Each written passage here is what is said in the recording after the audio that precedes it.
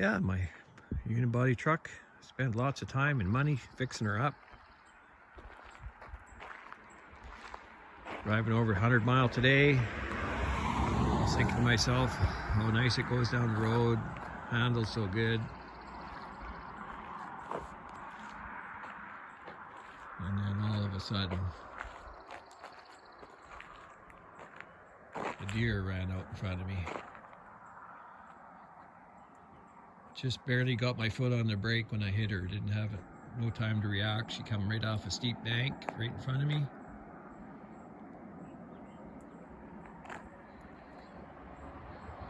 Probably $10,000 in damages to fix this.